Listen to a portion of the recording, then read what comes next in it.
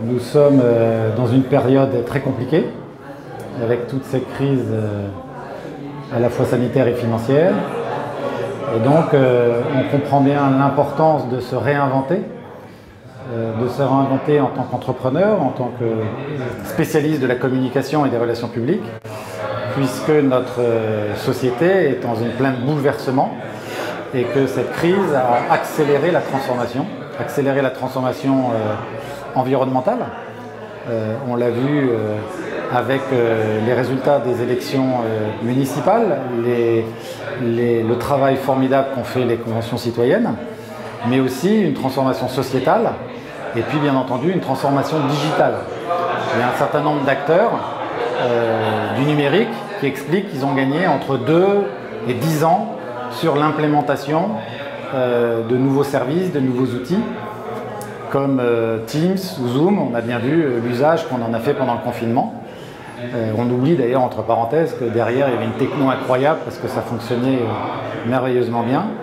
Et il est clair que pour les métiers qui sont les nôtres, d'organiser les interactions entre l'entreprise, les dirigeants, les marques et leur public, ces transformations sont totales et radicales et on est obligé d'accélérer la transformation de nos métiers. Donc les entreprises prennent conscience que leur public, les clients, les actionnaires, les distributeurs, mais aussi les ONG, les associations de riverains, les politiques attendent de la part des entreprises, mais aussi des collectivités ou de toute organisation, des réponses ou des informations sur la manière dont elles vont gérer leurs produits, leurs services, l'approvisionnement, les ressources, le transport, la fin de vie. Et toutes ces questions, les entreprises, elles n'ont pas attendu de gérer le sujet.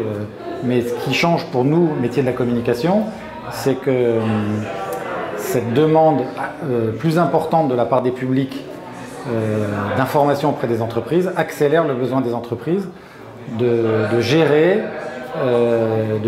des conversations avec ces publics pour parler de ce sujet compliqué. On parle de développement durable, de RSE, d'innovation sociétale. Tout ça, c'est des sujets pas faciles pour les entreprises à aborder parce qu'elles n'en parlaient pas beaucoup avant. Et donc nous, c'est notre métier. Et nous, on a la conviction que les entreprises ont un capital relationnel qui est le capital relationnel, c'est la qualité que les organisations ont de relations, d'interaction avec l'ensemble de leur public.